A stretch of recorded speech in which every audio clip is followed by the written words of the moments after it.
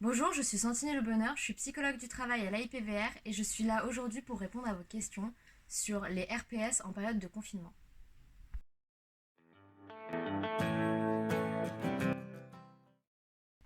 Donc la situation actuelle, elle modifie les conditions de travail des salariés. Donc ils peuvent être amenés à travailler soit en télétravail, soit en chômage partiel, ou soit en continuer leur activité sur leur site habituel. De ces changements peuvent découler différents risques. Pour le télétravail, on a une perte de la délimitation spatiale entre le lieu de travail et le lieu de résidence. Donc il y a un risque d'effritement de la frontière entre la vie professionnelle et la vie privée. On peut également avoir une multiplicité des rôles et des tâches, donc l'activité de travail, l'éducation et la garde d'enfants, ou encore des tâches ménagères sur le même lieu. Donc ça peut entraîner des situations de stress intense, des situations de surinvestissement au travail, et ça peut aller jusqu'à l'épuisement professionnel. Les salariés qui sont au chômage partiel, ils sont confinés et ils peuvent développer des inquiétudes sur le plan professionnel. Ils peuvent avoir des questionnements par exemple sur l'impact à moyen ou long terme sur le maintien de l'activité et sur le maintien de leur emploi. Ils peuvent aussi ressentir un sentiment d'inutilité et un sentiment de culpabilité, voire d'impuissance.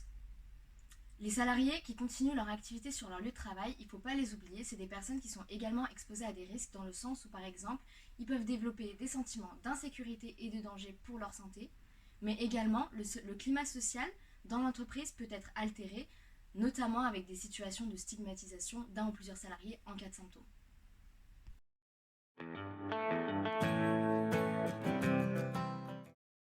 Donc, la crise sanitaire, c'est un événement exceptionnel qui peut altérer l'état de santé mentale des salariés.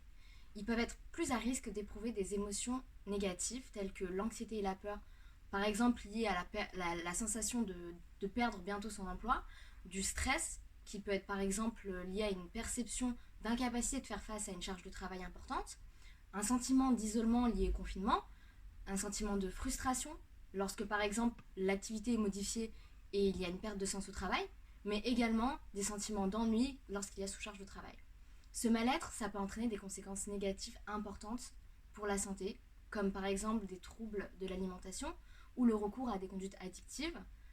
Ça peut aller jusqu'à la dépression, voire jusqu'au suicide dans les cas les plus graves.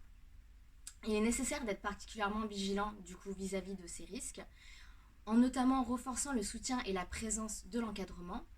Par exemple, on peut avoir une communication rassurante sur les mesures prises par l'entreprise pour éviter les différents risques comme le risque de contamination, mais on peut également multiplier les échanges avec les salariés pour s'assurer de leur santé mentale. On peut également inciter les salariés à se soutenir et à communiquer, même si l'activité de travail en elle-même, elle ne le nécessite pas. Donc par exemple, on peut avoir recours à des débriefings hebdomadaires sur le travail, à des événements sociaux en ligne. Et il faut bien sûr apporter une vigilance particulière sur l'état de santé morale des salariés vulnérables et qui manifestent des symptômes. Et il ne faut pas hésiter à les orienter envers une structure adaptée si c'est nécessaire. Donc par exemple le médecin du travail.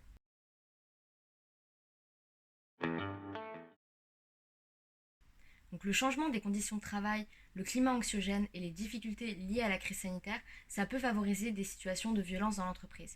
Il ne faut pas sous-estimer ces tensions et ces conflits, même s'ils s'avèrent latents. Parce que ces derniers ils peuvent vite mener à une situation de crise qui peuvent rendre plus compliquée la régulation du conflit. Donc ce qu'il faut faire, c'est apporter une vigilance particulière au risque de conflit. Lorsqu'un conflit émerge, il faut s'intéresser et échanger sur les causes et trouver des solutions de préférence consensuelles. Il faut rappeler le cadre de travail et mettre l'accent sur l'intolérance envers la violence interne. Il faut faire aussi preuve de justice organisationnelle et punir les actes de violence interne en faisant preuve d'équité et de discernement. Il est important également de garder à l'esprit que les tensions interpersonnelles au travail, ça cache souvent des problèmes de travail antérieurs, non identifiés et non traités. Si vous rencontrez des difficultés sociales et organisationnelles et si vous souhaitez être accompagné par nos équipes, n'hésitez pas à vous retourner vers votre médecin du travail.